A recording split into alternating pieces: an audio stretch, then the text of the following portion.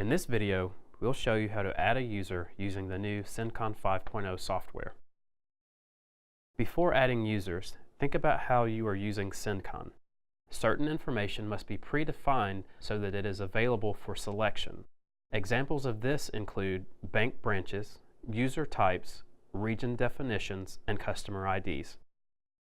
If you are going to create any bank users, you must first define the bank branches to which they will be assigned using the bank branch report.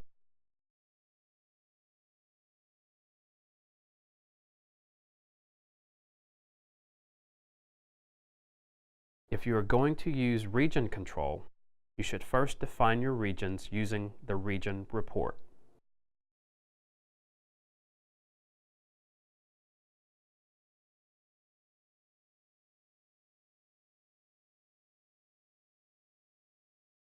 If you are going to assign a customer ID to your users, you should first define the customers using the customer report.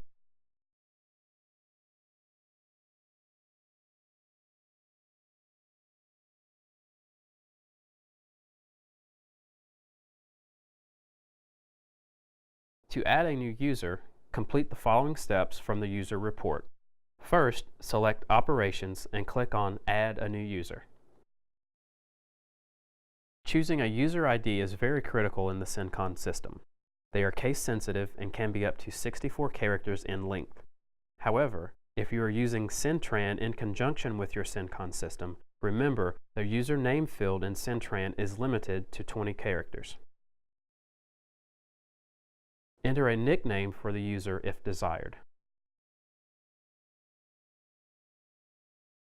For user type, select the appropriate type from the drop-down list box. If you select Bank as the user type, additional fields are displayed. The bank branch defines the branch to which the user will be assigned. In the Bank User ID field, enter a numeric value for the user's bank user ID. This value must be unique within the bank branch. The default bank user combination is 50, 25, 50. To change the default bank combination for this user, enter the 6 digits of a new combination. Select the combination must be changed at lock checkbox if you want to require the user to change their combination the first time the key is used. Select the random button to generate a random bank user combination.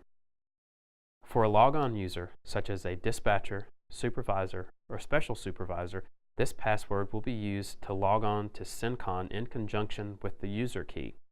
The password is optional for lock user keys FLM, route, or bank.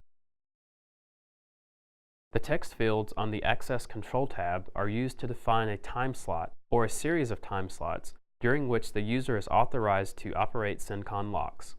If this group of fields is left blank, the user will have unrestricted time access to the locks. Days window in effect defines which days of the week the user is authorized to open locks. Start time is when the authorization time slot starts.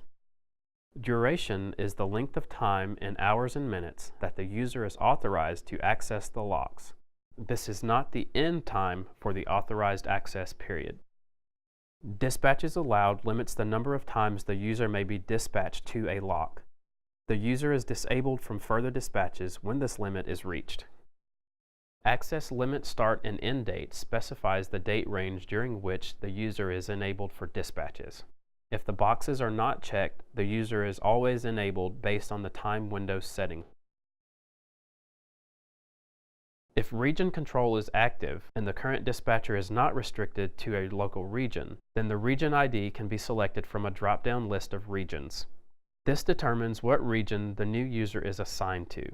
If the current dispatcher is assigned to a local region, then any users created by that dispatcher are automatically assigned to the same region.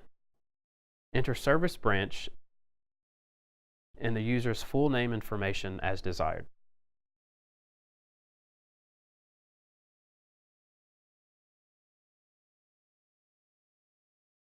Insert the key to be assigned to the user into the key reader. Click on Process to process the entered information. A confirmation window is displayed to confirm the user creation and allow creation of another user. Click on Yes to add another user, and click on No to return to the user report. You now know how to add a user using the new Cencon 5.0 software. Don't forget to visit www.kaba-mos.com to download the Cencon 5.0 reference manual and view e-learning videos.